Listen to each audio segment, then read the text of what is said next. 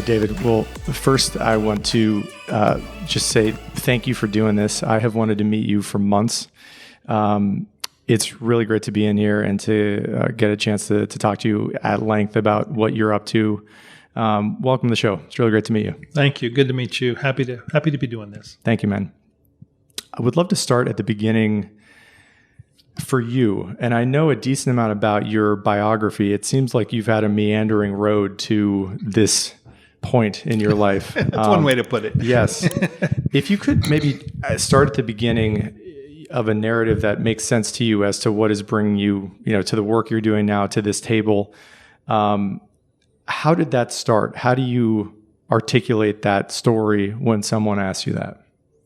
Well, I was, I'm from Mississippi. I was born in 1955 and grew up in Mississippi.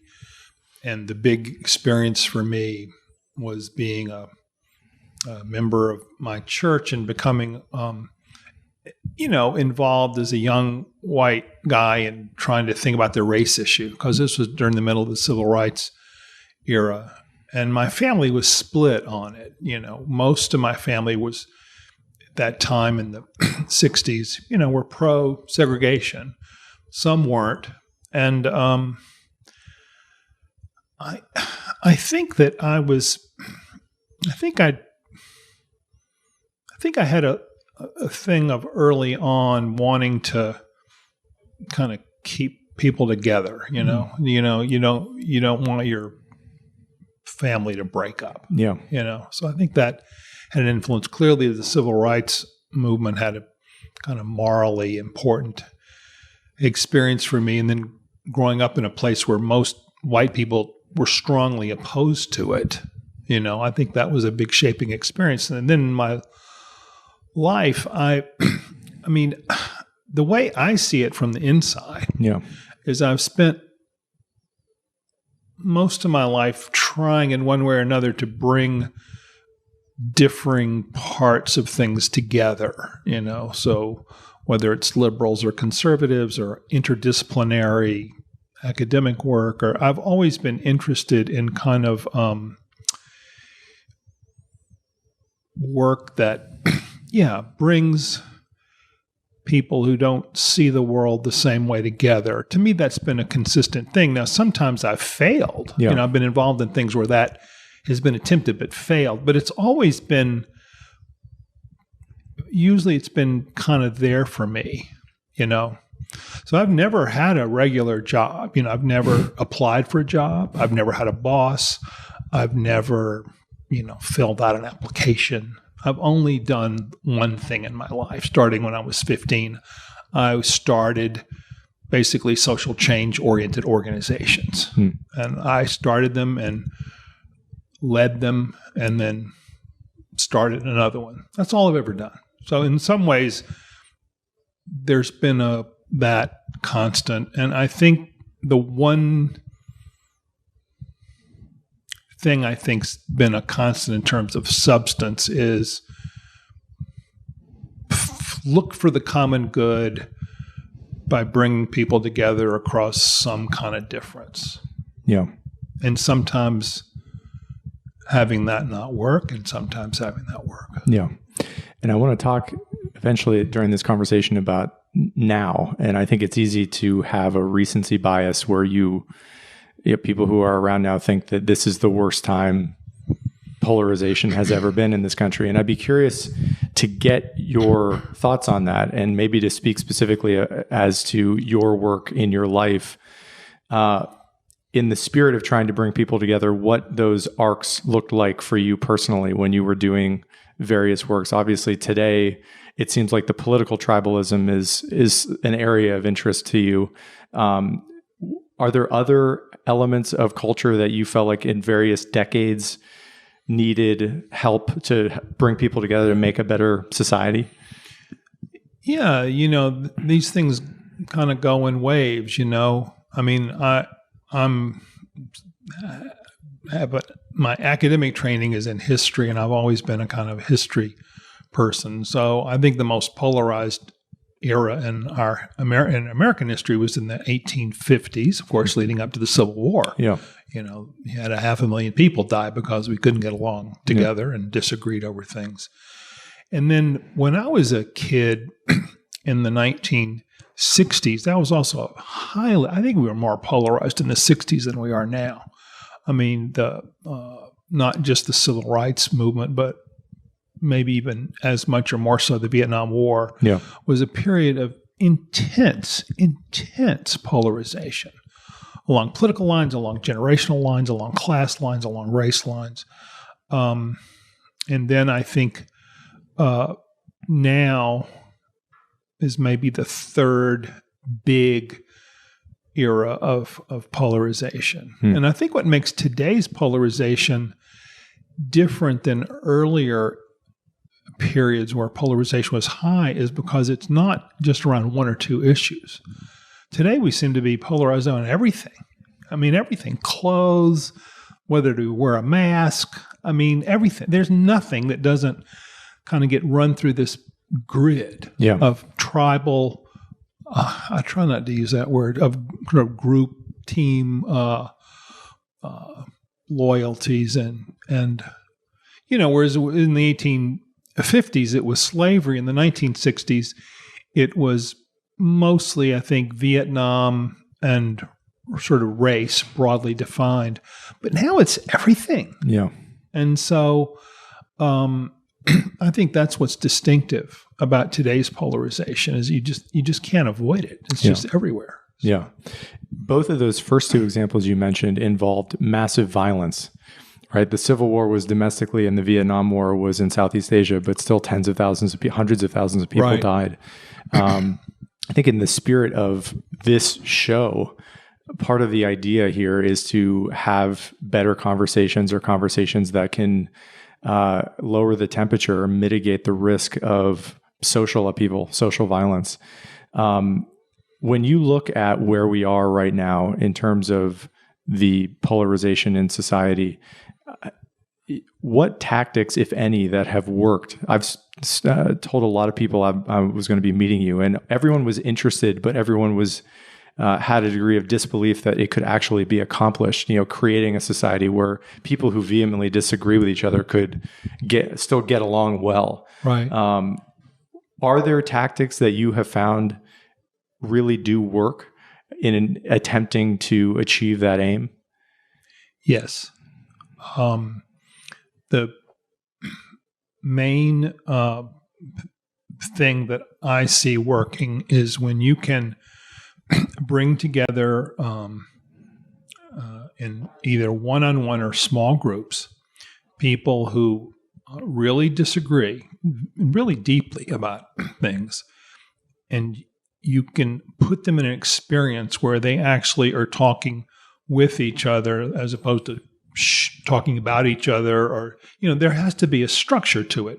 We got our model and our work mostly from family therapy because some of the people that helped design our program had a background in family therapy. And in the 1970s and 1980s, there was a kind of a movement within family therapy that really creative people said, well, now, wait a minute.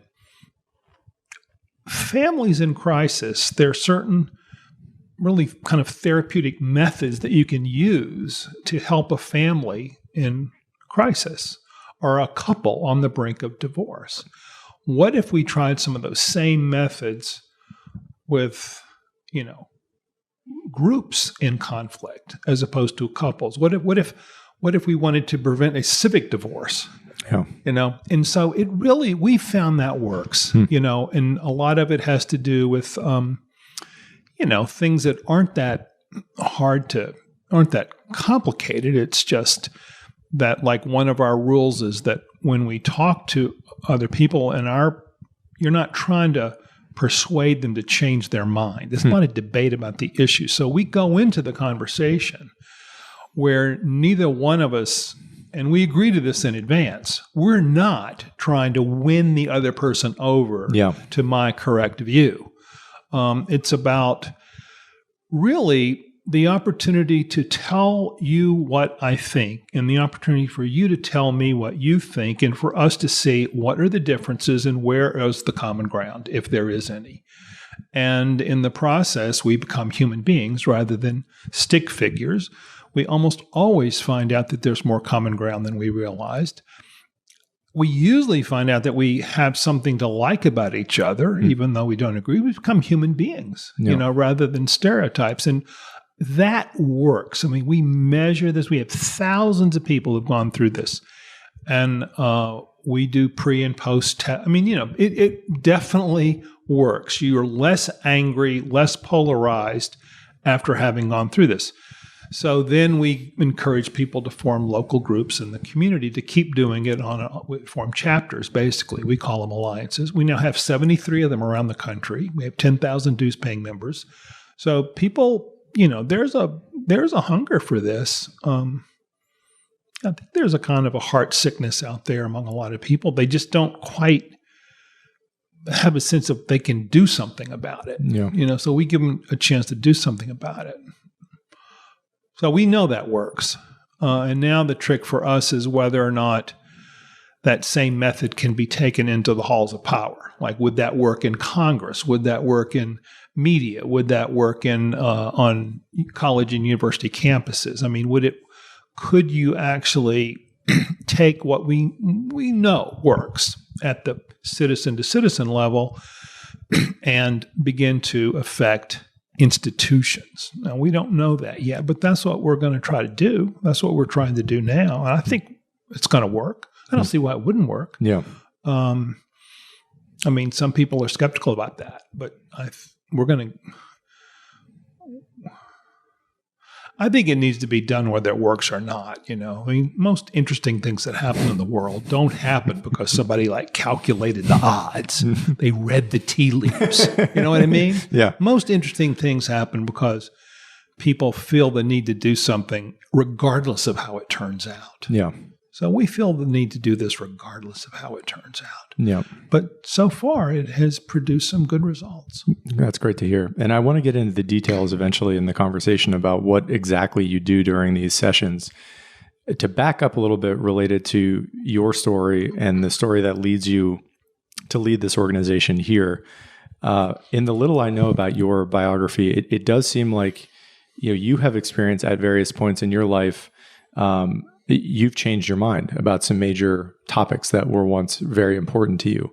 And I think any evolving person, if they're being honest with themselves, would recognize that has happened to them too.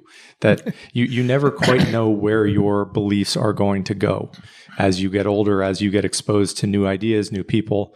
If you could, maybe we can start with Prop 8 and where you were at that time. That seems like almost a generation or two ago now. Not to me, brother. Yeah. Seemed like yesterday to me.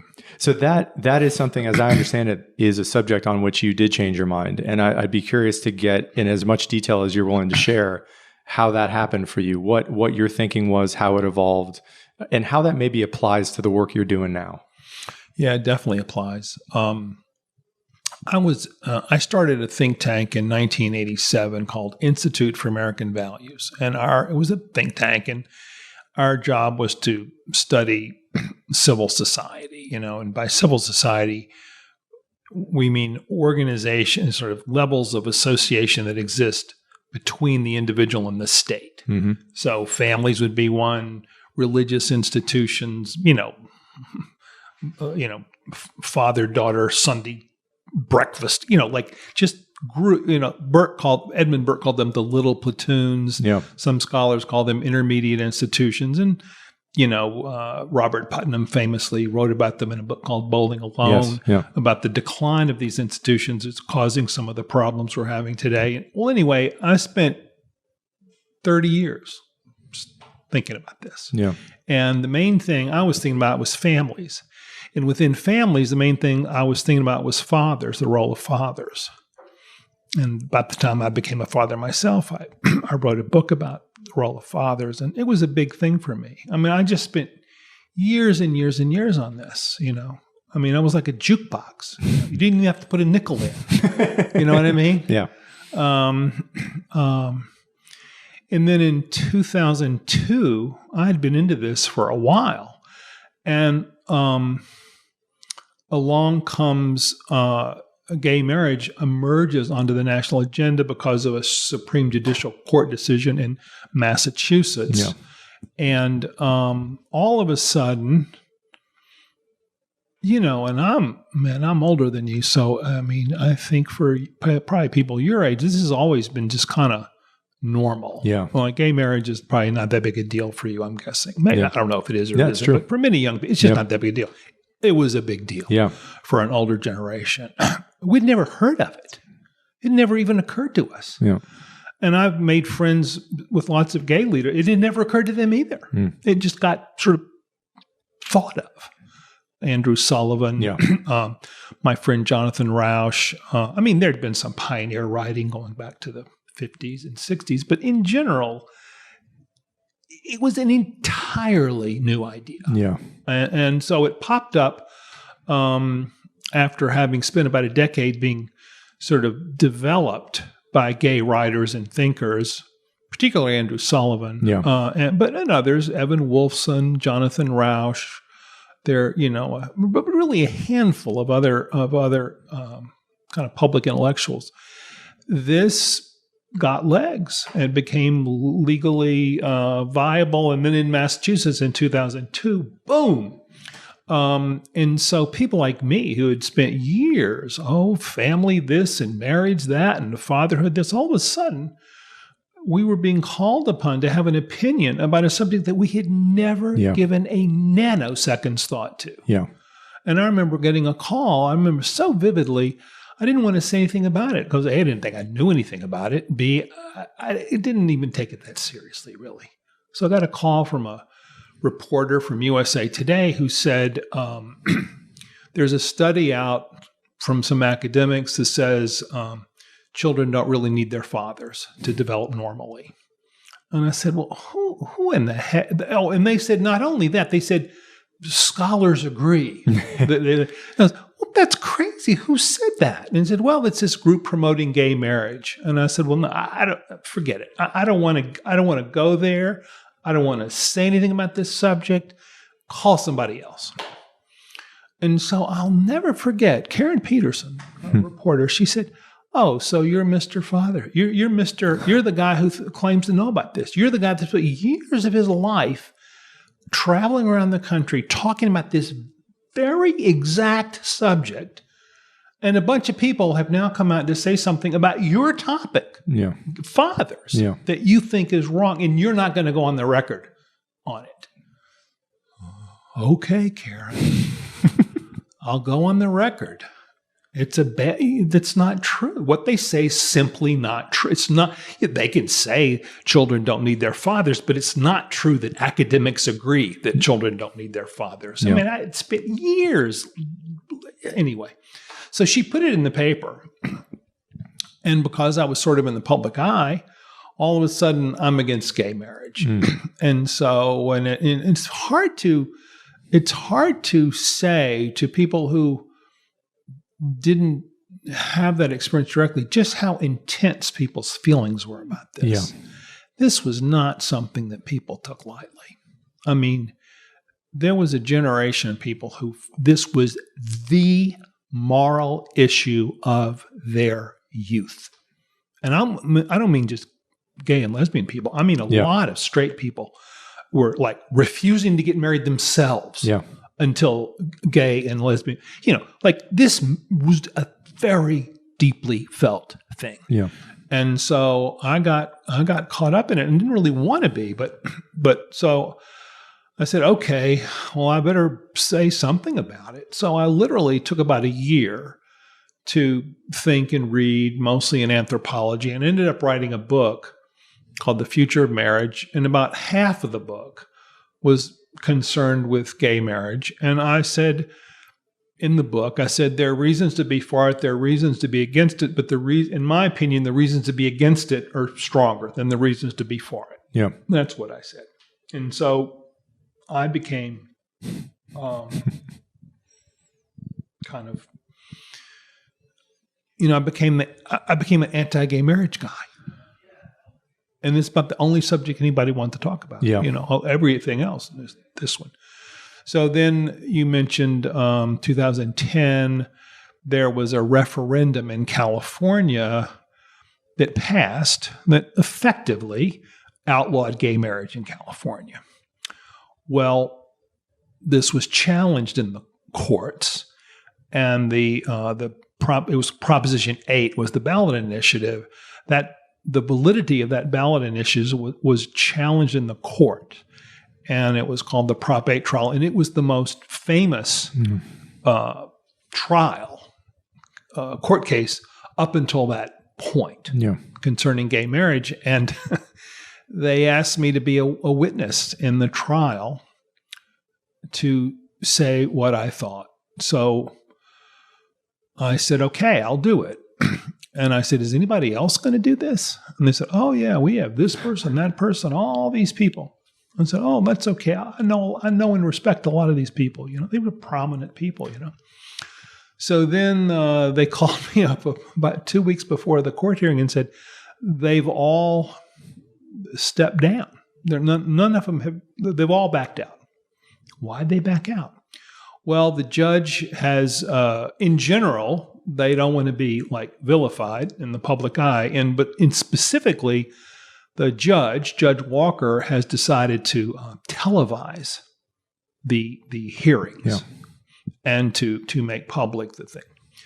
So none of them wanted that. So the guy said, well, you could leave too. I understand. No, I'll do this.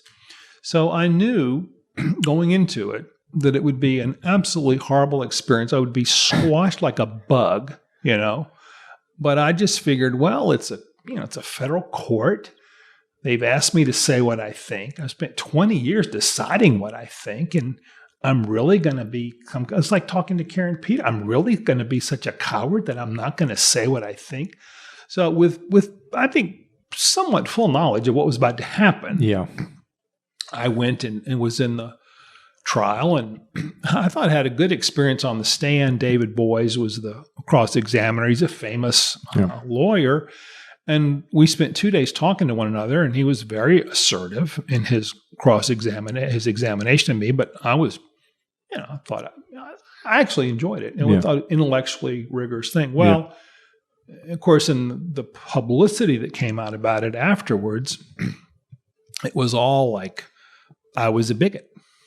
Frank Rich at the New York Times wrote not one, not two, but 3 long articles just calling me a bigot. And I was doing it for money.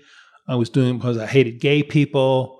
And my children read those articles. They were like 10, 12 years old at the time. So they're reading articles in the newspaper saying their father's a bigot. And this was happening to me hundreds of times a day, social media, everything. Like I became a poster boy for being a bigot. And so it wasn't a lot of fun. Now I was never, nobody ever threatened me physically. Nobody could fire me, or at least directly. So that went on for about 1 or 2 years, and then early on, I had made. A guy reached out to me. His name is Jonathan Rausch, and he wrote a book about the same time my book came out, a little bit earlier actually, called Gay Marriage, Why It's Good for Gays, Good for Straights, and Good for America. He's a gay man, journalist. He works at the Brookings Institution. And we began as kind of going around the country in these debates. He's pro, I'm anti. But what happened was am I going on too long? No, please. Okay. We're sitting in we were in Athens, Georgia, after a typical boom, boom debate. It starts pouring down rain, and we both have to go to Atlanta for the airport, and I have a car and he doesn't. Okay, I'll give you a ride. Get in the car. pouring down rain, bumper to bumper traffic. We're in the car for like 3 hours in like pouring rain, bumper to bumper traffic, going to Atlanta. We could have walked faster, you know. But what was really interesting is that we began to actually talk about things other than why you're wrong about gay marriage, you know. So so at the end of that thing, I remember he got out of the car and he said, "This has been really an interesting thing that we've just had here." I said, "Yeah, it really has, John." So that really, we became friends. I visited him in his home. I met his partner, Michael, who's now his husband.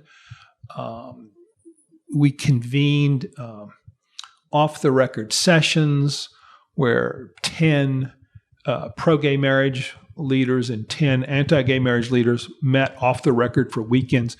He and I co-wrote articles about we don't agree on gay marriage, but we can agree on civil unions, which was a kind of a stopgap thing that some states were considering. So what happened, and then he introduced me to other people. Dale Carpenter, who had written a great scholarly book on the legal history, and William Eskridge, a law professor at Yale, who was a big muckety-muck on the legal development issues, all gay men pro-gay marriage. And but it was really with John that I became friends, and it was really a transformative thing for me. You know, it really was. And the one thing he never did privately was try to beat me up about my views. He never even remotely insinuated that I was a bigot or bad person, motivated by ill will, doing it for money. He never said what everybody else in the whole wide world was saying, it seemed to me, on the other side. So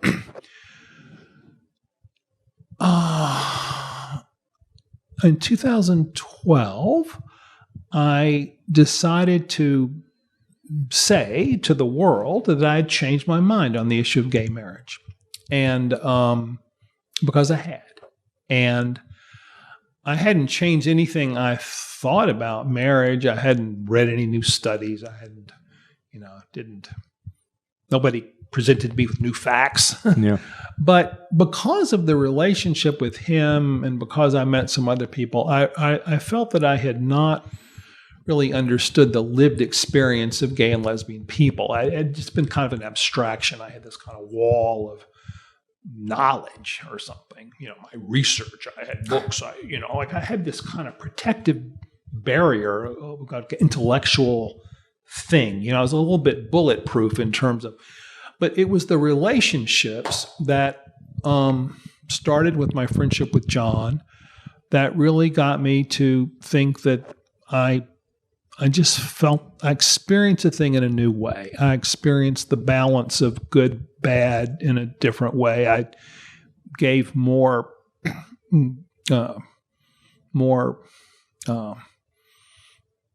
attention. I don't know quite how to say it. Just more awareness of the fact that these people just wanted to have a legal connection to the person they loved. And it was like, this is really bad, So I wrote an article, and because I had been in the public eye a lot, it was a big deal when I wrote the article. It was a big thing in the New York, a big profile in the New York Times. Gay marriage opponent changes sides, big victory for gay marriage. And so all the people that had been calling me a bigot for a couple of years stopped doing that. But then all the people that told me I was such a wonderful person for being against gay marriage started calling me horrible names, just sold out, threw us under the bus, succumbed to pressure, have no backbone, must be getting money from somebody. So the organization I had run for 30 years fell apart. All the funding dried up. The board members quit. It was just a whole collapse. And so I was just kind of by myself. It's kind of dark night of the soul. What am I going to do? I mean, good grief. I seem to have been one of the few people that managed to just outrage everybody on the subject, So I started working with John on really what became Braver Angels, because we thought, well, gosh, it's not just on gay marriage. Yeah. The country's splitting apart on so many areas, and so he's now, I talk to him all the time. I talked to him this week about, and he helps me with fundraising. He was on our board, one of our founding board members, and so that very searing experience that I had, where an effort to unify people around support for marriage failed. A 20-year effort of mine failed spectacularly, failed in a highly dramatic way, had all kinds of financial, personal, losing friendships of many years. It was not a fun experience, although it was probably not that. I mean, many people went through. So I'm not saying I was unique, but anyway, it was not an experience I'd like to have again. But so that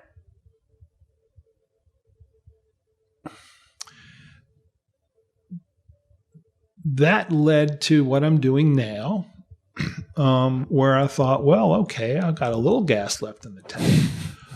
Let's try to do this right. Let's try to see if we can do something at the grassroots level that really can, I guess to some people, just kind of reproduce what happened with me and John around the gay marriage issue. Yeah. So that's a very long-winded answer, but the only other thing I'll say about that is what I learned. One of the many things I learned is if you change your mind about something, you will be roasted. Yeah. No one, and I mean no one, believes you're in good faith. And that's a sign of I'm forgetting me. Yeah. I'm saying that's a sign of a society that's not functioning well, right? Because when no one is allowed to change their mind about anything without having their head cut off, this is an indicator that something's not working right. Because, again, taking me out of it. Yeah. But if you just tell everybody in public life that the one thing that will destroy them forever is to change their mind about something, that's good. Societies don't work that way. Yeah. So. It sounds like you were canceled before people were canceled, and that you can, I would imagine, have empathy for people now who say the wrong thing or said the wrong thing years ago that leads to all of the kind of name calling and backlash that you received. And I wonder, with the point you just made, that a society that does not act in good faith, that does not allow its citizens to change their mind without major repercussions, there's a sickness there, I think, is what you're getting at. And I'm curious to get your thoughts on what is causing that. Why are we seemingly at that point right now where that is a kind of fact about the culture? Yeah, I don't feel like I really know the answer to that. I don't really know anybody who does. We're living in an age of intolerance. We don't tolerate disagreement. If you disagree with me about a political issue that I consider to be important, I want to destroy you. I want to excommunicate you from the group. I want you fired. I want harm to befall you as punishment for moral transgressions. And when you experience this on a big scale, I don't know if you during the Clinton presidency, remember Monica Lewinsky, Sure. The intern, that there was some kind of sexual relationship between her and President Clinton. Well, I never paid much attention to it. I mean, I followed it in the news, but it never occurred to me to try to put myself in her shoes. Like, what was that like? Well, I've since found out. I'll tell you what it was like. it was what happened to me, only 1,000 times worse. She had literally millions of people around the world raining down the worst kind of hatred on her. People who hardly knew anything about what happened, obviously didn't know her, but spent a considerable amount of time abusing her in every possible way they could think of. And unless you've been through something like that, you really don't quite know what that's like. And so, yes, I have tremendous sympathy for people who go through this. And it's not a good, it's nothing we should be proud of, that we treat people like Monica Lewinsky that way. I mean, leaving aside whether what she did was right or wrong, leaving aside, whether or not the person who's being wiped out, whether maybe they did do something wrong. I mean, I guess often they did. Let's say I did. Let's say, which I think is true. Let's say I was, I didn't think I was bigoted, but let's say I was. Let's just say I was. Well, there's a way to engage people who you think are acting in bigoted ways that I think is responsible, is morally responsible, maybe even morally required. But the way we do it now is not one of them. It's just not one of them. It wasn't the way to engage Monica Lewinsky. It certainly wasn't the way to engage me, except when John Roush and, because he communicated to me that he cared about me. Yeah. To me, that's the essence of the thing. Like, let's say I think have a terrible view on something. Well, if all I do is start pointing my finger at you and calling you names, racist, terrible, Dan's a racist. Dan did this racist thing? Let's get rid of Dan. He'll pollute us all by being his racist self, Well, first of all, it will not make you any less of a racist.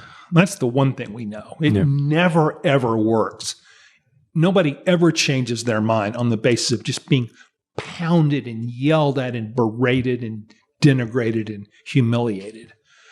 But if I came to you sincerely and let you know that I cared about you as a human being, that I had an inward desire to do good to you, that was my goal.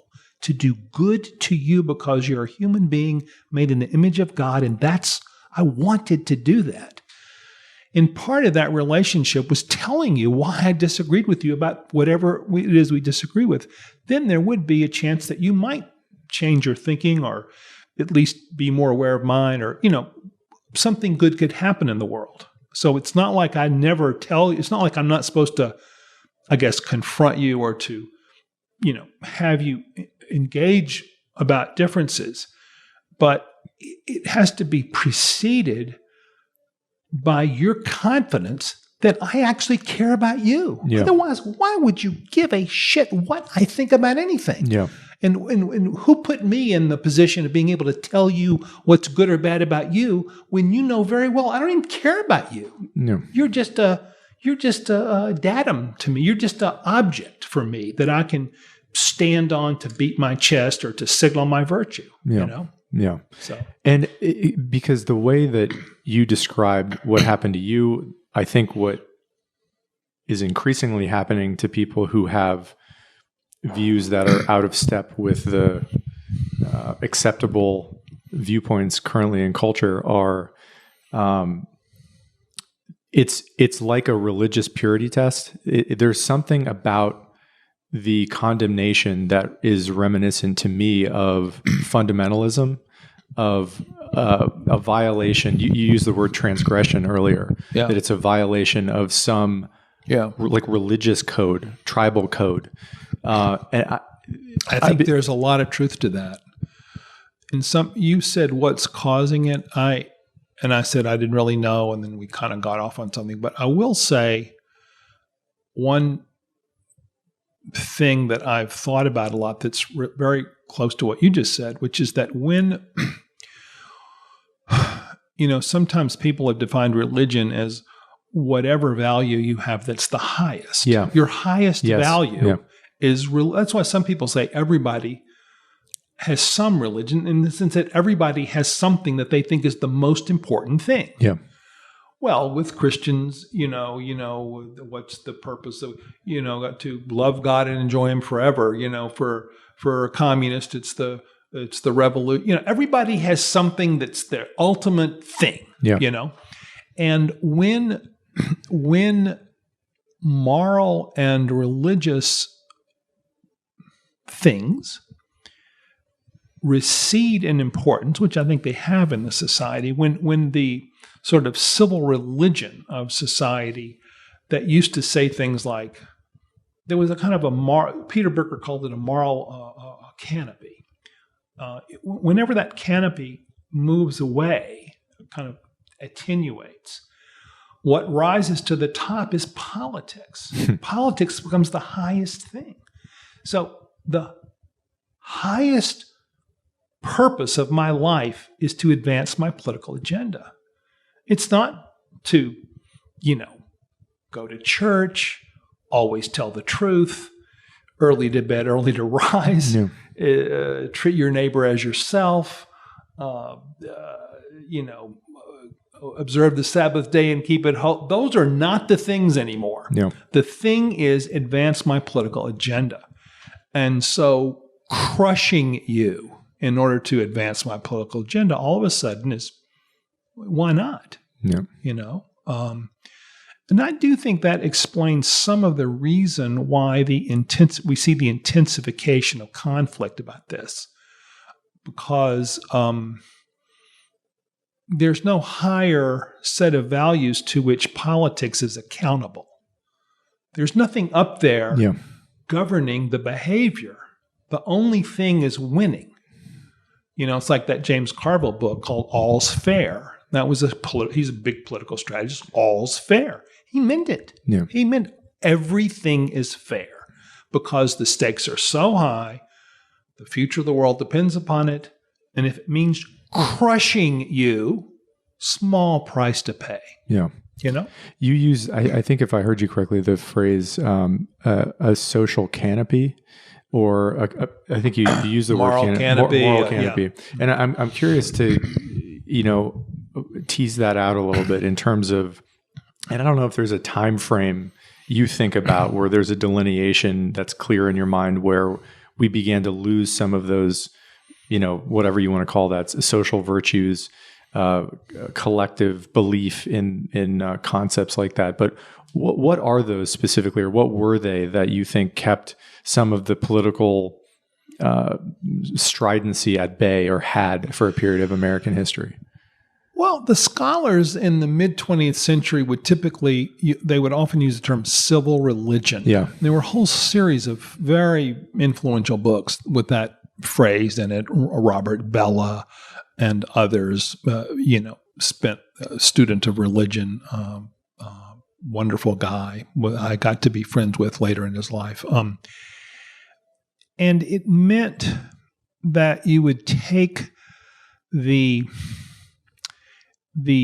Abrahamic inheritance, Christianity, Judaism, Islam. At that point, it was really what they would have called Catholic Protestant Jew. Will Herberg wrote a famous book called Catholic Protestant Jew. But now you would think of it as, you would probably include Islam, and you would say, okay, you take the moral and spiritual values of that, roughly speaking, biblical culture, and that becomes a kind of set of reference points, or a set of orienting points for all political behavior, or all behavior, including political behavior. So one of the things you would do is you're not supposed to tell lies. So if you tell a lie, which of course people do, you're supposed to try to hide it. And if you get caught, you're supposed to be ashamed. Mm. But basically what you're supposed to do is not tell lies. Well, what if that no longer applies? I mean, I'm not trying to make a partisan point here. I know lots of people in my own family and world and organization think that President Trump was a good president. But President Trump was really indifferent to telling lies. He thought telling lies was fine. And I think that's hard to dispute. Mm. Okay. What happens when, or if you want to go back to Bill Clinton told a lot of lies, I think. Again, not trying to make a partisan point here, but what if people in high public life just don't mind telling lies? And when they get caught, they don't seem to be ashamed. Well, that's a violation of that civil religion code. Another one is that you're supposed to treat other people with respect, even if you think that you're supposed to assume good faith. Because the religious idea is that we're all made in the image of God. So when I look at, from a religious point of view, if I look at you, if I'm a Christian, if I look at you, I'm supposed to see Jesus. Yeah. That's really the idea for a Christian. Jews say it in a different way. Muslims say it in their way, but it's the same idea. It means we're all a part of a sacred image, and you don't desecrate. You don't treat. Even there's a secular version of it, Kantian. It says that you never treat another person merely as a means. You always treat them as an end. They're an end in themselves. Their good is something that is an end in itself, not just a instrumentality for you to achieve. Well, what if that goes? Yeah. What if that gets thrown out the window? Yeah. And there's a whole series of these, I would say, restraints. Usually they're considered to be restraints on the desire to dominate others, which is a deep human desire. So these moral and spiritual restraints are increasingly no longer there. And so we're just fighting for our political agenda with a lot more arrows in our quiver, a lot more weapons, a lot more things you can do to harm your enemies and advance your side. And I think that's what we've seen. And now I don't know the degree to which secularization has contributed to that. I mean, now you have a very large number of Americans who have,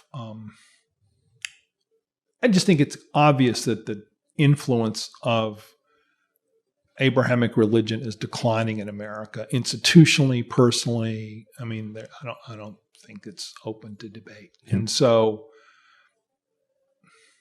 and I'm not saying there aren't strong secular moralities. I'm not saying there aren't wonderful people who are not religious who have better moral behavior than I do, for example. Mm-hmm. I'm not denying any of that, but I am observing that what they used to call the civil religion, which were restraints that everyone was supposed to be accountable to, right? Yeah. Not just Republicans, not just Democrats, everybody. Yeah. And so if you're a Republican and you see a Democrat do a bad thing, if you're a Republican and you see a Republican violate this, you're supposed to say, bad Republican, don't do that anymore, even though it's a member of your party. Same with Democrats. Yeah. When's the last time you saw that happen? About anything or anybody? Yeah. It just doesn't happen anymore. Right. So if I wanted to pick a cause, that would be on my top 5 list. The weakening of a shared, I'm going to say, civil religion. Yeah. And do you point to a certain moment, a certain time period in which that began to unravel in your judgment?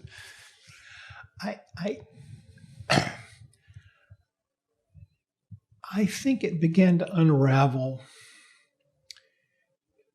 And here I'm with Robert Putnam a little bit. He wrote a book called The Upswing, although it's kind of ironically titled because it's really about the downswing. Yeah. And he says the deterioration in these communal values that he's talking about really began in the mid 60s and late 60s. That's when he would trace it. And he has, chapter after chapter with all the data.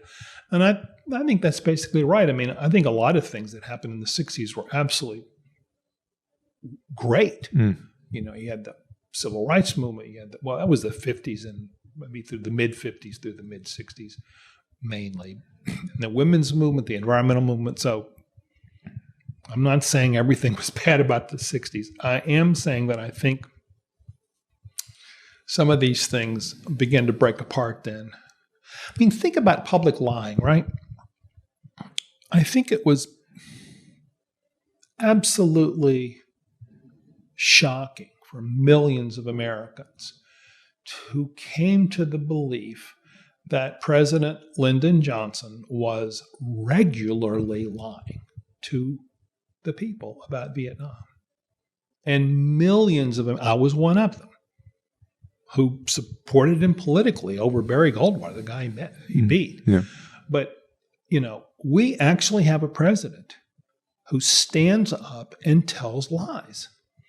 And a lot of people felt that way about President Nixon. A lot of people felt that way about President Clinton, including me. A lot of people feel that way about former President Trump. And it's hard to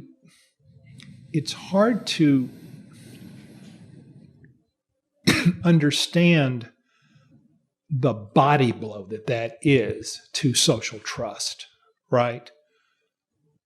There was a song, and I learned it when I was a little kid. What did you learn in school today? What did you learn in school today, dear little boys of mine? And I learned that Washington never told a lie. I learned that everybody's free, and that's what the teacher said to me. Our leaders are the best of men, and so we elect them again and again. That's what I learned in school today. Well, forget that. Yeah. Nobody's singing that song. Yeah. So I think it was, and also there were the social change that began to accelerate in the 60s does.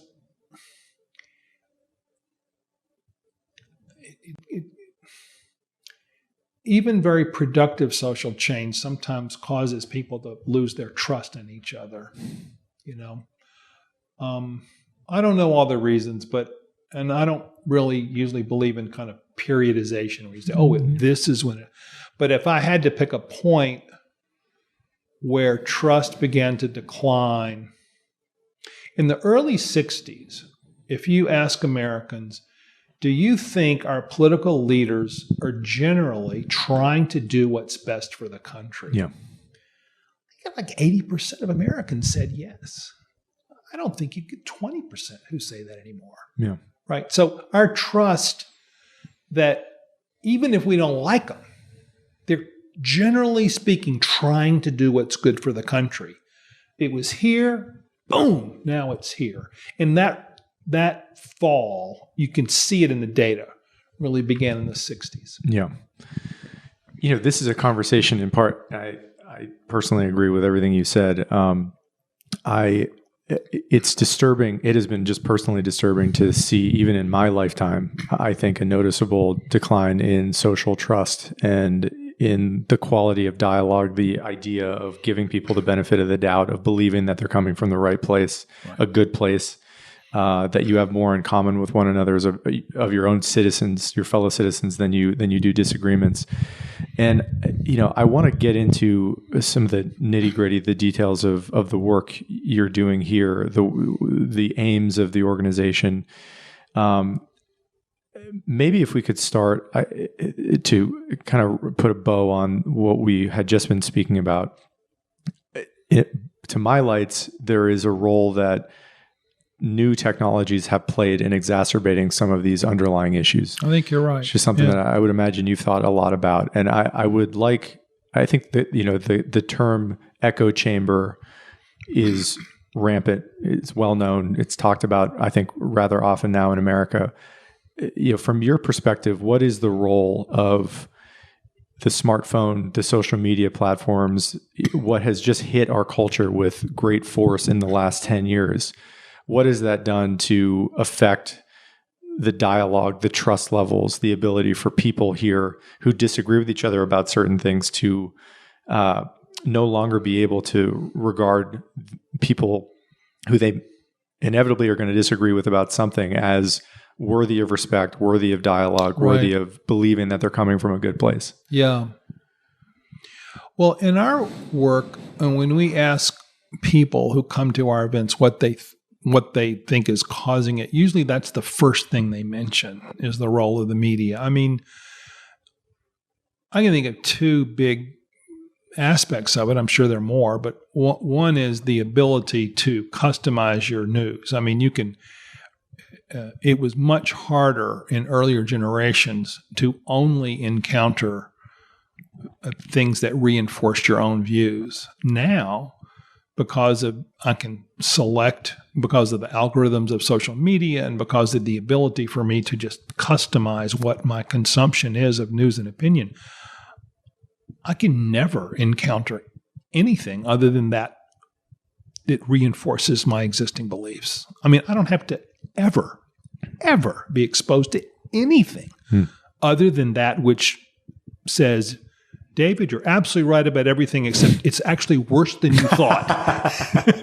Yeah. And so, shame on us in a certain way for doing that, because we have to participate in that.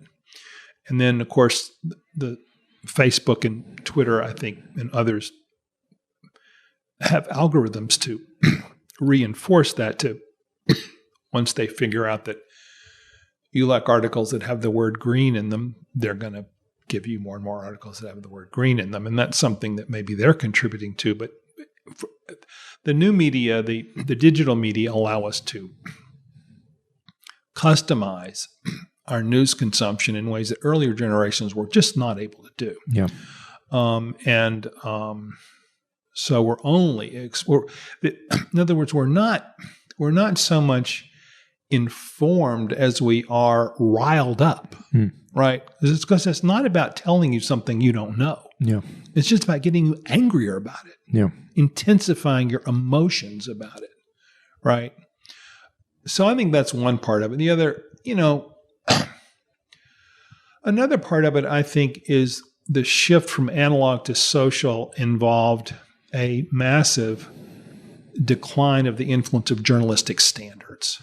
There used to be a time, children, many years ago, where certain conventions obtained in the world of journalism and media, broadcast media, that were intended to serve good social purposes, and generally speaking did. There used to be a thing called fact-checking. You would submit an article to the editor. The editor's job was to make sure that you weren't saying crazy things in the article that were just factually wrong. Well, that's gone. I mean, a few places still do it, but most media that we consume today, they're not fact-checked. There was a notion of journalistic balance, the idea that you're supposed to, in good faith, have opposing views represented in your presentation. No one does that anymore. I mean, except weirdos, people who are just weird.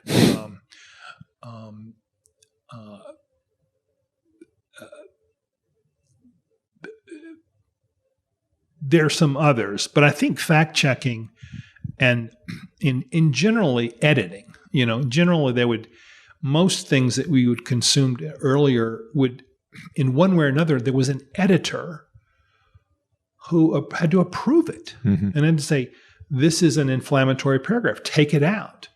This is not clear, make it clear. You're writing an article about something that happened last night and World War III broke out last night and you didn't mention it, put it in there. Yeah. But those people don't exist anymore for most of the media we consume. So I just think part of it has just been a flagrant abandonment of all of these historic practices that kept things from going off the rails. And now, in the digital era, anybody can publish anything and does. Yeah. So it doesn't matter what it is. You can just say the craziest thing possible. It's out there. Yeah. So I think that contributes to a kind of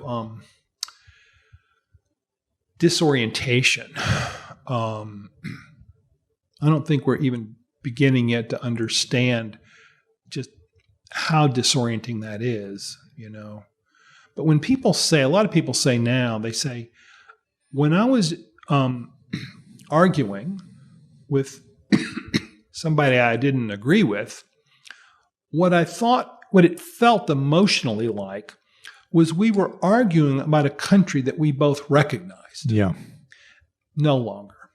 It's like we live in different countries with completely mutually unrecognizable. Like, I ask you, what happened in America yesterday? And you're going to say A, B, C, D. And then you ask me, what happened in America yesterday? I'm going to tell you something that could not be further from what you just said. And so I think the combination of these two things, customizing your news consumption and no standards of journalism anymore, where people just say all kinds of crazy stuff and there's no regulation of it, I think it ultimately contributes to that, almost that feeling of vertigo. Yeah. Right? Like, really? Are we both here in this country now? We're in the same country, If what you're saying is true, and I think there's good reason to believe it is, we're in trouble. This is a time of potential great peril for America, and I think we're in danger of losing some very important things. Yeah. I think we're on a precipice of some kind. I want to get into the moment for you of deciding that an organization like this needed to exist in the first place, and then I want to get into the details of the sessions that you run and the potentially some of the hopeful learnings that have been obtained through these sessions. My understanding is that Braver Angels came into existence around 2016, which obviously was an important turning point in American history, or at least a noteworthy turning point in American history. What happened to you? What did you see? What triggered the belief and the energy in you that made you think a place like this needs to exist? And maybe if you could just broadly outline the mission, the goals of the organization first, and speak to that, that would be, I think, useful to kind of segue into the specifics of what Braver Angels is up to. Well, we say that our mission is to bridge the political divide and strengthen our democratic republic. So we want to bring people together across the partisan divide to build relationships with one another, not to change each other's minds and not to form positions on issues, but to rebuild a kind of civic friendship and to try to strengthen the bases of our American government, which are at risk because of these trends. We began experimenting in 2015. John and I pulled together people on both sides of the gay marriage debate. This was after the Obergefell decision that legalized gay marriage, the Supreme Court decision. But the follow-up to that was a huge, intensely felt arguments over what came to be known as religious liberty and gay rights. The perceived tension between religious liberty and gay rights. And so we brought together some discussions, and they were good discussions, people on both sides of that issue. Again, is there some common ground? Do we really have to hate each other? That kind of thing. But what really began Braver Angels in the work we do now was it was just a very specific occurrence. The day after the 2016 election, I called a friend of mine, David Lapp, who lives in South Lebanon, Ohio, with his family. And I had known David had worked with me at the Institute for American Values since he was in college. college. And so we knew each other. And he had gone out to South Lebanon to work on a research project with his wife on young working class 20-somethings and how they're thinking about life. And so anyway, I called him up on the day of the election, and I said, David, how are things in South Lebanon? He said, it's pretty good, you know. He said our county went 70% for Trump. Yeah. And there's you know, David is a, you know, conservative. And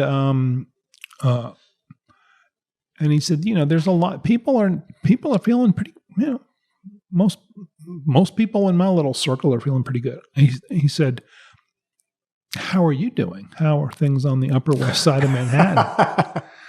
So I said, man, you wouldn't believe it. I mean, it's like people are walking around like they all got shot in the stomach with a shotgun, you know, just stunned, angry, you know, depressed. Like, what? You know? And couldn't have been any different. So we were talking about it, and I said, David, what if we got 20 people together in South Lebanon in 2 weeks in a church that you choose, and 10 of them would have just proudly and happily, you know, voted for Donald Trump, and 10 of them would have happily and strongly voted for Hillary Clinton, and we get 20 people together. We'll spend 14 or 15 hours together over the course of a weekend, and we'll see if there's any way to bridge anything. So he said, great idea. Let's do it. So he went out and recruited the people. And then but we didn't know what we were going to do, really. And so we called up Bill Doherty, who's a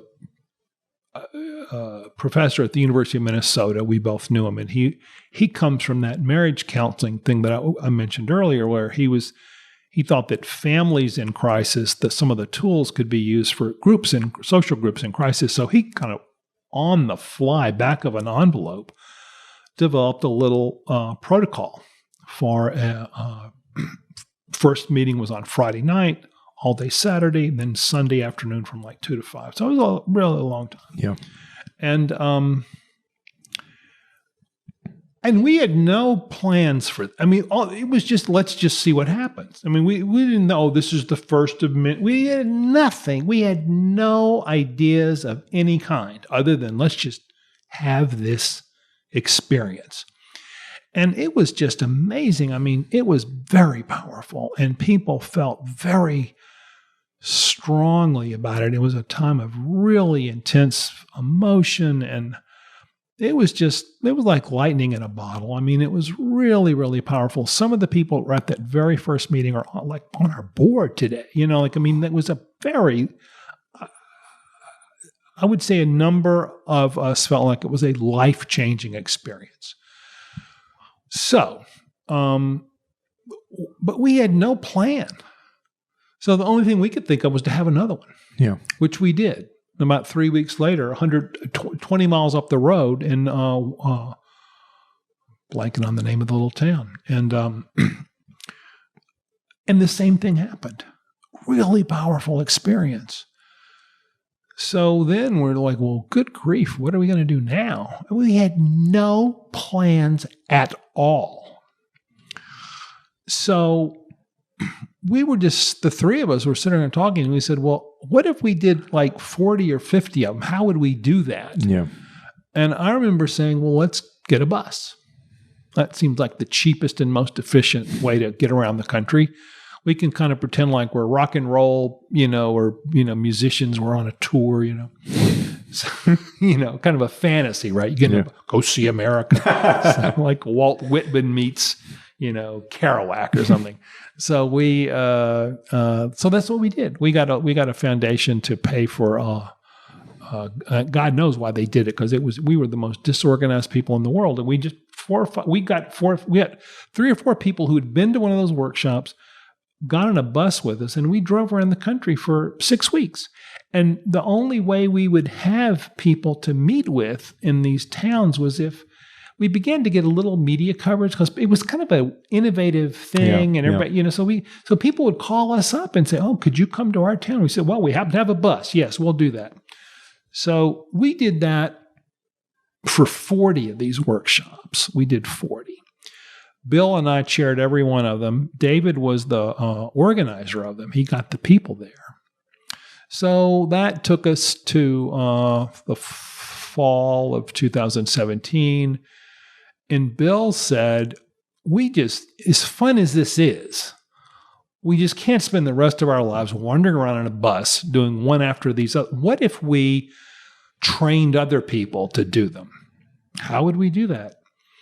Let's make them pay out of their own pocket to come to an inconvenient place, stay in a hotel they have to pay for, and listen to 8 hours a day of me lecturing them on how to do these workshops, and then have to sign an agreement to run at least 4 and to be a part of a rigorous evaluation. They'll not get a penny for it. They'll get no recognition of any kind. They'll just do it because they care about their country. We said, sounds great. 100 people took us up on that offer. We had 5 of these things around the country. Bill lost his voice. And we would go from town to town. We had one in Nashville. We had one in Minneapolis. I don't even remember that. We had one in Virginia. And so we had 100 people that were ready to go do these. And we had no idea if they'd actually go do it. Would they work? Well, it worked. They did a great job, and they're still, now we have, I think we have about 600 doing them now. Today, we have 1,400 total volunteers, because we also have some to organize the work. We have one conservative, one liberal, each brings 7 to the event. And there's a whole protocol. And now that a lot of it's online, there's a whole group of volunteers that make that happen. So we did that another year, and we said, well, okay, we're going to see what happens. So by the end of 2018, I think we had done, several hundred of these things. And we had to fill out evaluations, and they said, this is meaningful. And so then we said, well, let's start chapters. And let's charge people dues to join and form chapters. How much are the dues? $12. What are we going to call chapters? We're going to call them alliances. So you go to the workshop, you pay $12, you're a member, then you go in the community, start an alliance, as long as you do it paired up with somebody from the other. We use the term red and blue. So if you're blue, you have to do it with the red, blue. So they started doing that. And what was so amazing about it is that people just stepped up to do this. I'm the president of the organization. I co-founded the organization with Bill and David. We were the only 3 people involved in it for a long time. I co-chaired the first 40 of these meetings. I knew everybody. But now I meet people all the time who hardly know who I am, and I don't know them at all. And they say, "Oh, braver angels, and we're doing this many workshops this month in Wyoming and in Idaho, and here's our group, and we're excited, and this is our challenge." I'm like, really? Like, well, you people are great. Well, who are you? Like, oh, I'm the president. Like, really? Yeah. Like, I never met these people. Yeah. They're all volunteers, and they're all just doing it, and it's wonderful.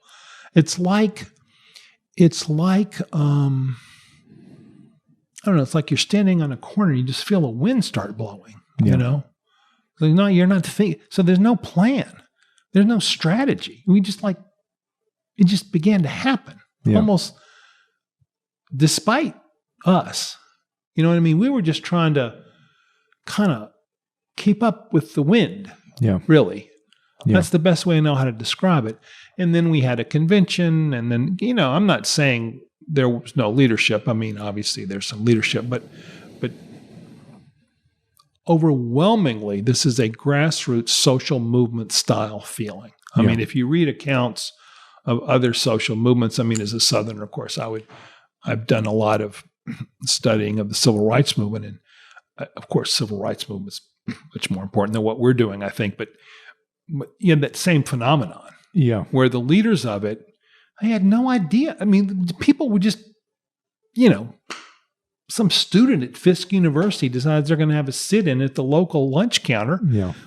Dr. King didn't know about that. None of them knew. They just happened, you know? Yeah. So there's a little bit of that to it. It's exciting. Yeah, I mean, it sounds, in the past, this analogy earlier, but it sounds like a form of civic therapy in a lot of ways. It is. Advocating for lost causes. It really is. We call it civic friendship. You know, sometimes we call it patriotic last empathy. defender of a dying breed. The idea that, you know, it's not like this here. People really want to do this. So, yeah, it's, I've never been a part of anything like it, really. You said previously in the conversation that for many people, it's a life-changing experience being at these. And I'm wondering why and what seems to happen over, I mean, 14 hours over a weekend. It's a significant amount of time to be around people voluntarily in this era who you know disagree with you, possibly vehemently, about something that you cherish. Almost definitely vehemently. Yeah. Yeah. What happens in a format like that?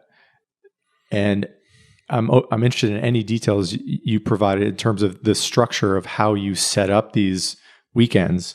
But what tends to be so meaningful? How do people seem to change, if at all, during those weekends, during the sessions? The most common one we do now is 7 hours over the course of a Saturday. We'll also have a number of variations on the workshops now that some focus on skill building, some focus on other things. So we have a kind of a more complex menu now. But the one we started with and the one that's still the most common is what we call red-blue. Yeah. So it's the typical thing would be 7 or 8 reds, 7 or 8 blues, each one recruited by one of their people, you know. So, and then you would have 2 moderators, 1 red, 1 blue, who've been trained to do this, but they're doing it as volunteers, you know. And the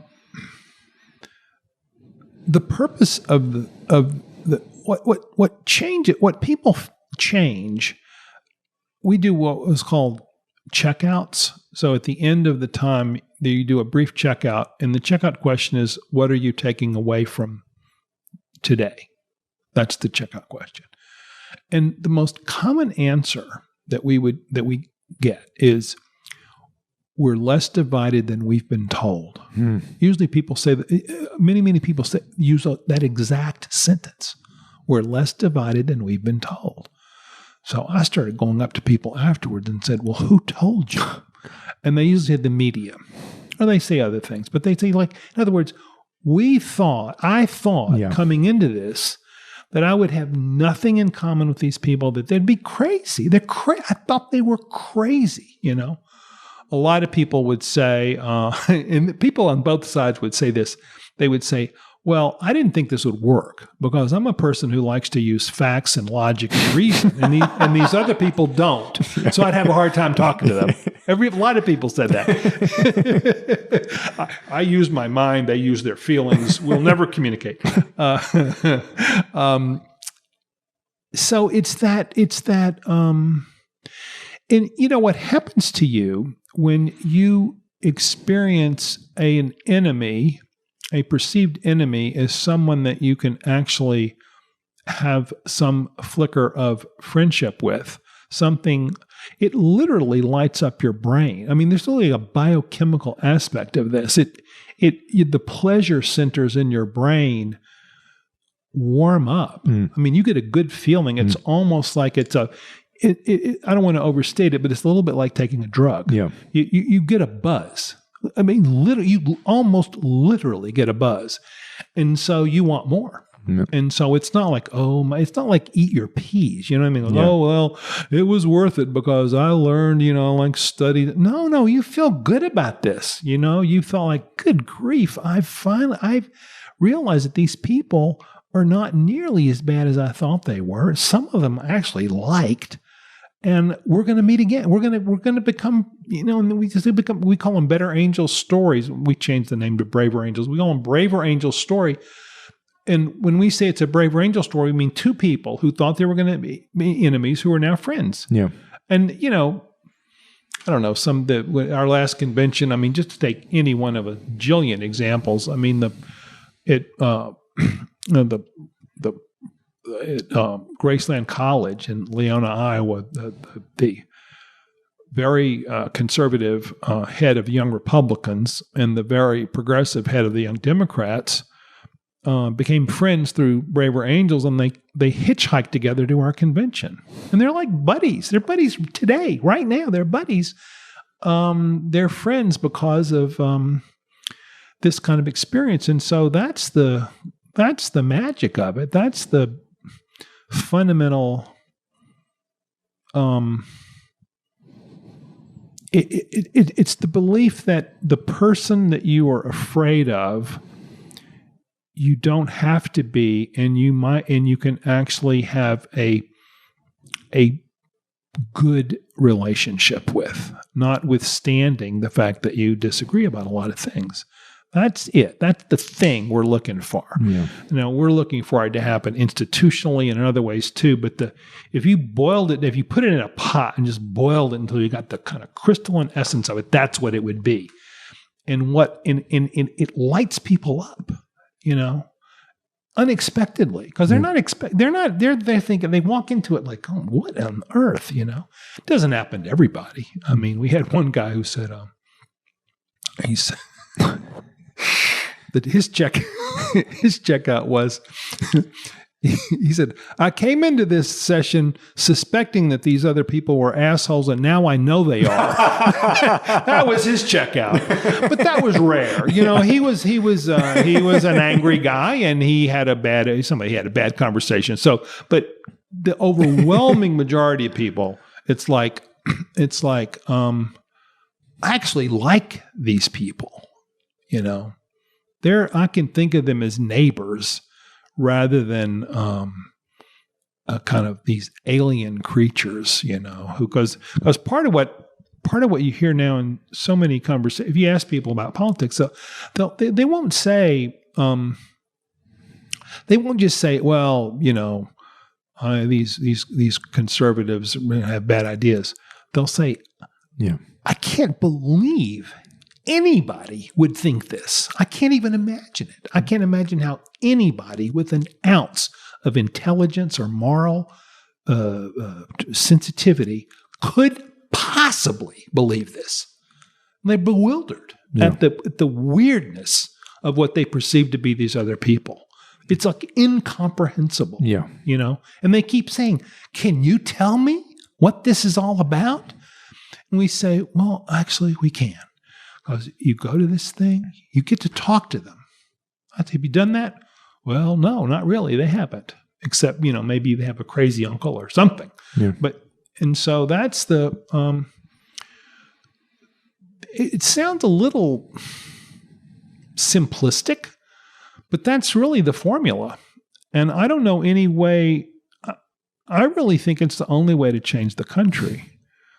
You know what I mean? Yeah. In other words, for people who say, well, that's all well and good, but there's a lot of Americans out there. And what about the people in Washington? What about people in the media? Well, yeah, that's true. We're thinking about that. We are beginning to work with those people. We do podcasts now. We try to model different things in the media. So it's not like we're just naive, but I honestly,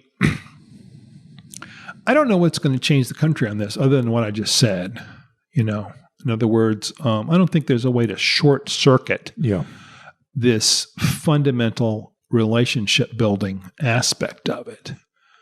Because otherwise you're just going to, what are we going to do? Some smart people are going to meet at the Aspen Institute and come up with a plan. Yeah. No, that's not going to happen. Yeah. Some clever person in the media is going to come up with a television show. No, that's not going to happen. Yeah. Some people in Congress are going to say, we've seen the light. Yeah. Now we're going to start doing. No, that's not going to happen. Yeah. It's only going to happen when society as a whole begins to change. And then there'll be some people in the media. Then there will be some people in Congress. Then there will be some clever people that go to conferences at fancy retreat centers. But that top-down,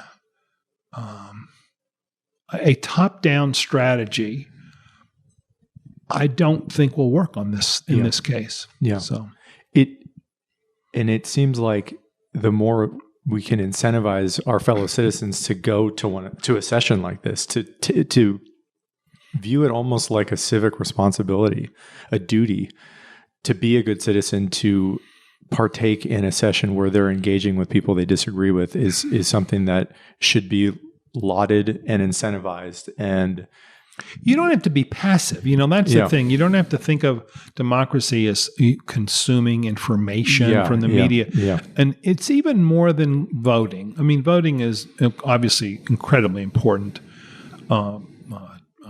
facet of democracy. But I think we need a more just a little bit more robust conception of what it means to be a citizen. Yeah.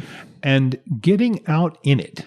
Getting out in it, get a little dirt on your shoes. Engaging with your fellow citizens about the business of democracy. That, we ought to be able to do that. Yeah. And there have been times in our history when we've been better at this than others, where people understood citizenship as not this passive thing of, oh, I have an opinion about climate change, or I have an opinion about the wall. Well, that's all well and good, but how about actually being a citizen in the sense of going out and engaging with other citizens in the work of democracy? How about that? Yeah. And if you do that, you are going to find, and I'm sorry I keep coming back to this, but it makes you feel good. Yeah. You know what I mean? Yeah. This is not like eat your peas. This is not like, you might not want to serve on jury duty, but this is part of your civic. No, well, actually, all that's true, but you're really going to like this, Yeah. which people do, And we're getting relatively close to the end of the conversation, but I first of all, I should just say, I think what you're doing is extraordinarily important. And thanks. I said this before we started recording, that I really admire what you're doing and what the people who are involved in Braver Angels are up to. And I think you're totally right that this has to be a bottom-up thing and not a top-down thing. I think that's the only solution that would actually help citizens convince themselves that there's a lot of the fear that they may have in their minds of people who they disagree with is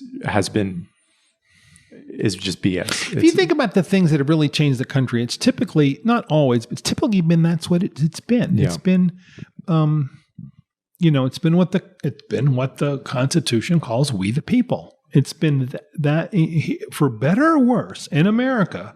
This is how things work. Yeah.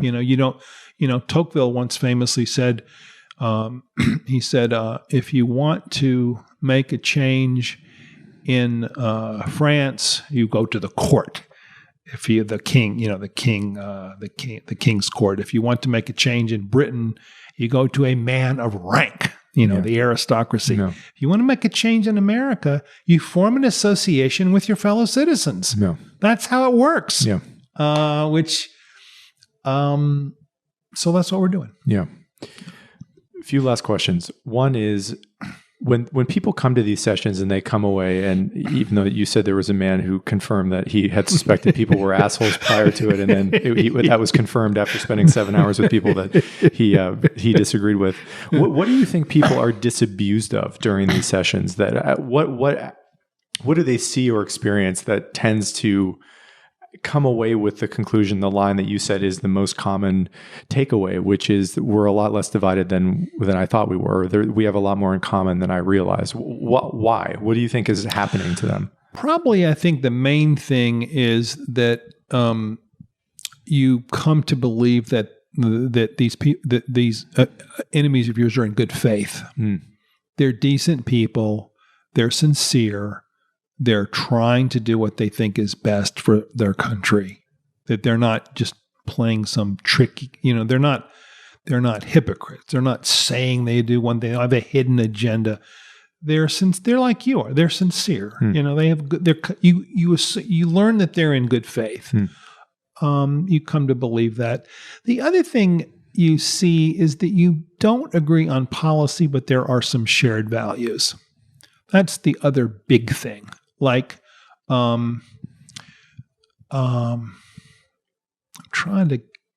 we have a big part of the exercise, the big part of the day where the question is, what are some of your life experiences that have shaped your political views?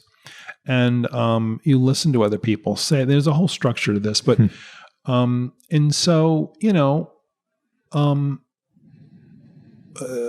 you get a guy who'll say, well, my grandparents came over here from such and such a country, and they worked really hard. They didn't have anything. They worked really hard. They built a business. They pulled themselves up, by their own initiative and hard work. And that's what I believe in. And I don't like people to tell me that, whether it should be replaced by some other arrangements, And so let's say I'm not that kind of person politically, but I could see, there's something to admire there. Yeah. There's some values that you can say, yeah, I kind of like that story about working hard and building up something. And, anyway, you see that some values are the same, even though the policy agreements are still there. And another thing that we see over and over again is that sometimes people, I would say lots of times, people think that here's how the logic goes. I don't like the wall. You like the wall. You tell me, I think we need a wall. I'm thinking to myself, God, Dan thinks we should build a wall on the southern border. I wonder why he thinks that. Well, what will happen if the wall gets built is that a lot of people will suffer. Children will be separated from their parents. People who need to come to this country won't be able to. There will just be a lot of suffering. Therefore, what Dan wants is a lot of suffering. That's what he's in favor of. Yeah. Dan wants that. Yeah. How crazy is Dan? Yeah. What kind of wacko sociopath is he for wanting to produce suffering? Yeah. But if I talk to you about the wall, it turns out that you don't want to produce suffering. You have reasons that have to do. So the thing is, the false step in my mind is I project that the result of your proposal is going to be bad. Therefore, I think you want the bad thing. That's almost never true. Yeah. And so the only way for me to know that that's not true is for you to tell me that's not true and for me to see that you're sincere. So this happens all day during these conversations. Like, oh, really? Yeah. So Dan likes the wall, but it's not that he hates immigrants, or that it's not all the things I thought were his motives, or they're not his motives. Yeah. That just opens up all kinds of. Can I just tell you one quick thing? Of course. You asked for an example. I meant to say this earlier, but the first thing we do in these things is called. I think it's called Beyond Stereotypes. Out when we first started, that's what we called it.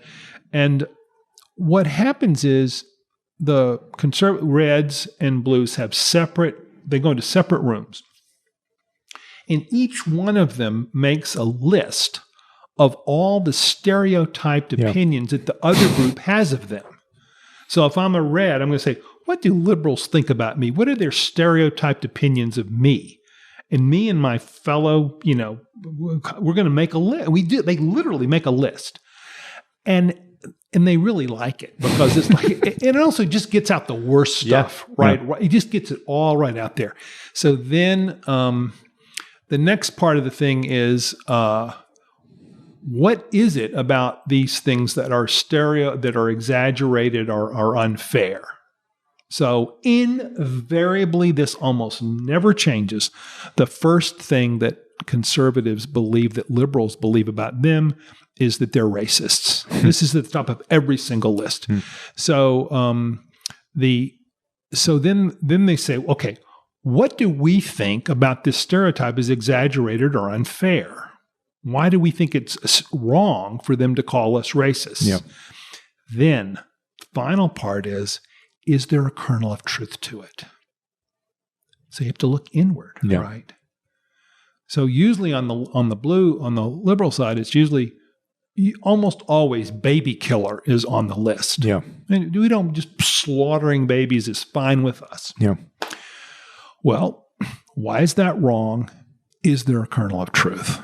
It's a powerful, powerful exercise because then they get together and they talk about it. And you can just see, first of all, every bad thing that you're thinking about me, I already know that you're thinking. Yeah. Yeah. Right. So it's all out there, right? I don't have to wait for you to call me a bad name. I know that this is in your mind. And so it just kind of clears the air, And Bill, who designed this thing, didn't add the kernel of truth part. But what happened was in one of the early workshops, I was in it, and there was the conservative group, the red group, invariably racist was the number one. Why is that wrong? Why is that an exaggeration? Well, we're not racist. We believe in individual, color of your, content, not color of your skin, but content of your character. They had a whole lot of reasons why they weren't racist. Kernel of truth. Silence. Some guy gets up and says, well, here's what I think a kernel of truth is. Most conservatives are not racists, but most racists are conservatives. I think that's what I think, and I'm a conservative. Yeah. So they go to the group. This guy gets up and does his thing, and when he says that, you could have heard a pin drop, because not only is he saying, we know that you think we're racists. I want to tell you with my voice full of emotion why you should not label us racists. And I want to say there's something real in this that we can see and we're willing to tell you. Yeah. It is powerful. It is such a powerful experience because you can just see, I can breathe, This is real. I'm having a real conversation with people that seem to be in goodwill. They're willing to look inward. They don't think they have perfect answers to everything. They don't think their movement is perfect. They don't think their agenda, they know that we're all fallible people here and we're trying to relate together as citizens. And it's one of those things where you just, it changes the way you think about the other, and for a lot of people, it gives them the ability to be more, I guess, honestly introspective about their own thing. Because they're not in a defensive crouch. Yeah. They realize that they can admit to some uncertainty, or to admit to a flaw, or admit to something that they're not proud of in their group, and nobody's going to cut their head off, right? Yeah. Because the other group's doing the same thing. And I'll tell you, man, it is a powerful experience. And you people bond, that people feel like, God, here we are, citizens who love our country, really talking to one another. Yeah. It's great. Yeah. Yeah. I mean, it sounds, you used this analogy earlier, but it sounds like a form of civic therapy in a lot of ways. And it is. Yeah, it really is. We call it civic friendship. Sometimes we call it patriotic empathy. It's the idea that sometimes they call it higher partisanship. Yeah, it's the idea that we're partisans. We all have a candidate we're going to fight for. We have a set of beliefs we believe in.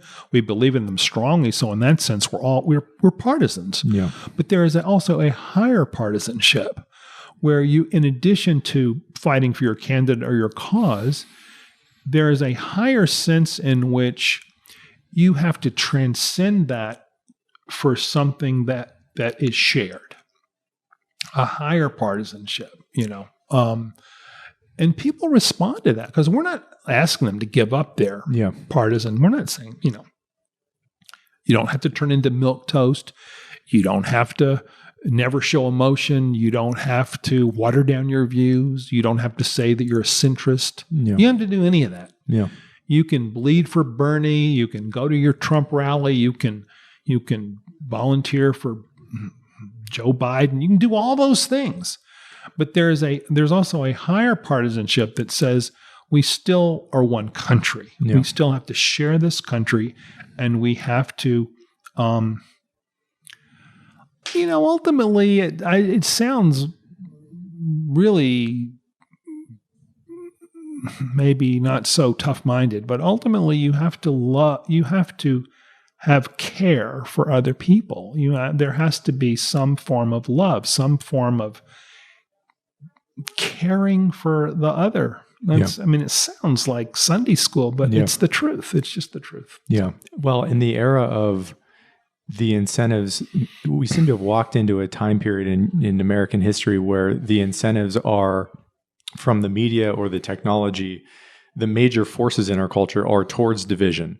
And this is a pushback against that. It's a ground bottom up option to push back against some of those forces. And I want to close by making a comment and then asking a final question to you. The first comment is, I have no doubt that, and you alluded to this earlier, that our leaders, our elected political leaders, might also greatly benefit from something like this because they're the talking heads propagating a lot of this nonsense, a lot of the ideas of division. There seems to be an incentive structure for them also to double down on that mentality. And I wonder if some of that would get mitigated by going through some sort of intensive weekend or even a Saturday.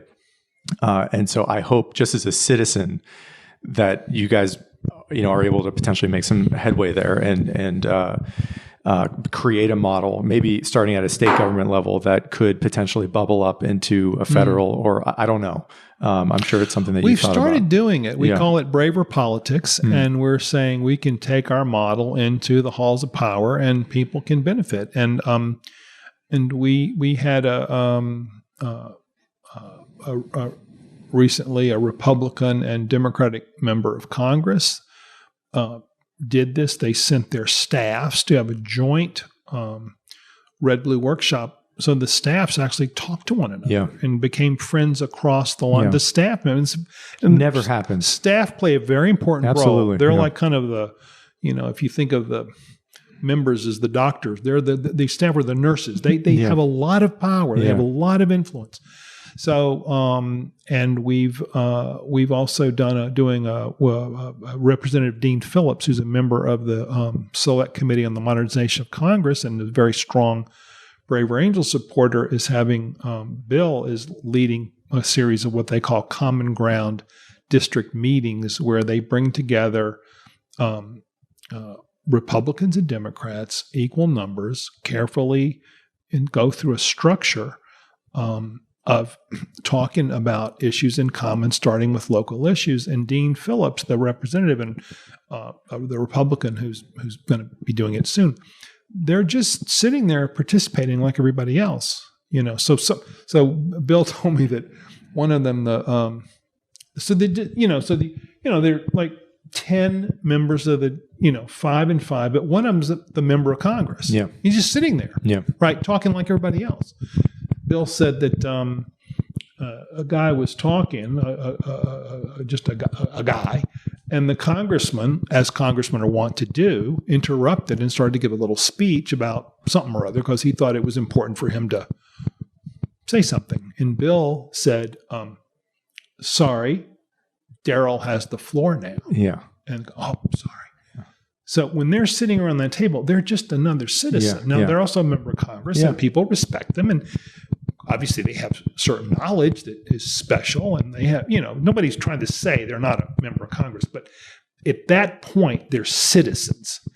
And it's powerful. They're going to do, he wants to do like 20 of them all over his district and build up a body of knowledge where, these people, about half of whom voted for him and half of whom didn't, are actually beginning to build some common values around some of the issues that he'll have to be voting on. So they're not lobbying him. They're not they're not picketing him at a town hall, but it's a form of, for him, it's a form of constituent communication that he never gets. Yeah. And there's some other things too, but what you're saying is, we're figuring out how to do that now. And these people like it. Yeah. They're not, some of them tell us, they say, we are in a toxic work environment. Yeah. We worked really hard to get this job. We raised a lot of money. We campaigned. Sometimes it's a culmination of many years of work and aspiration. We get here and we find out we're in a toxic environment. Yeah. It's horrible. Yeah. We hate it. Yeah. We don't get to do what we were elected here to come here to do. We do other things. We prance around in front of cameras in order to pose and scream and yell, and we dial for dollars. Yeah. And we don't spend any time legislating. I mean, that's almost literally true. And so they're sick of it. They're sick of it. Yeah. Who wouldn't be? Yeah. So they're looking for a way to get out. They're looking for those pleasure centers to light up in their brain. They actually, most of them came here because they care about the country and would like to make it better. So give them a chance. Yeah. It's healthier. It's healthier for everybody if you can bridge that. Yeah. Last question I want to ask you is about people who are listening to this or watching this who want to get involved or want to help. What is the best way, from your perspective, for people to help the organization now? And for people that want to go to one of these weekend sessions or become a volunteer, how do they go about doing that? Yeah. Well, we're only as good as the people who volunteer. This is a volunteer movement. And so what you can do if you are interested in helping is go to our website, www.braverangels.org. And the first thing you do is join. You click where it says join. And you can join in about 45 seconds. It's $12, right? So it's not a lot. So you join. And the reason you join is because we're a member-run organization. We're not dependent upon, what I mean? So it's the people. Once you join, you're really, you're helping. It's your organization. Yeah. So then once you join, you can see whatever state you're in. You can, if you're joining online, you can see the calendar of activities that you can participate in. If you want to be in a workshop, if you want to be skills training, if you want to. We have a bunch of stuff now. We have film discussion groups. We have music. I mean, there's a lot you can do. So you just pick anything you want to do. Nothing costs money. It's all, once you're a member, you're involved. Then I would suggest first you go to something. Yeah. See if you like it. You will like it. People like this. Yeah.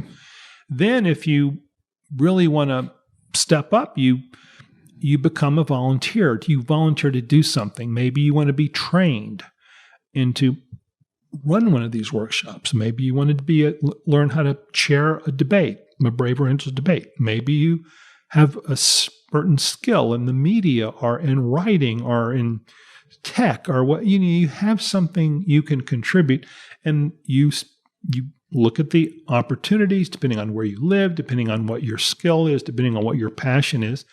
And you can become, we have about 1,400 active volunteers now. So after you sign up, we'll have 1,401. And when your neighbor does it, it'll be 1,402.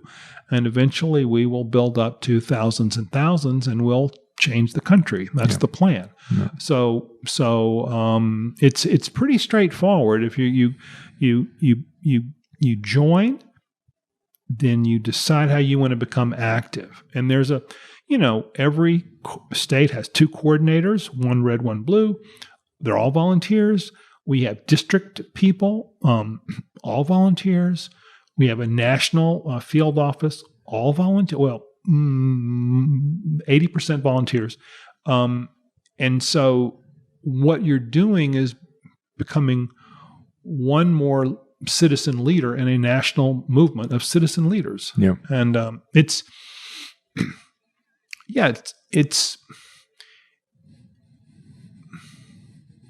that's what will be something that will be, I think, very meaningful for your life. And you will be doing something that absolutely will help your country. Yeah. As a citizen of this country, as somebody who loves America, I want to just say, I think I speak for millions in articulating or conveying an appreciation for what you're up to and what you're doing, and a hope for the growth and the success of what Braver Angels is doing. I think this is one of the most important conversations I've ever had. And I really, really appreciate you taking the time to do this and to go into such detail. This place gives me hope, and I really do appreciate what you're doing. And I hope you guys kick ass. I really do. Thanks, man. I really those are wonderful. It's great to hear, because I appreciate the chance to be on the program, because I was mentioning before we started that it's rare to be able to have a really serious conversation, usually because we're living in an age of sound bites and quick in and outs. So I think what you're doing, which is pioneering a form of communication it's kind of the Braver Angels way of doing things. You establish relationship. Everybody gets to share a little bit of who they are, and it's not just boom, boom, boom, quick, talking points, Yeah. So anyway, I right back at you in terms of some real admiration of what you're doing. I really appreciate it. Thank you so much. Yeah, take care, man. Thank you for listening to this episode of Keep Talking. If you are finding value in this podcast, please consider supporting the show on Patreon at patreon.com/keeptalkingpodcast. I truly appreciate all of you who are supporting the show.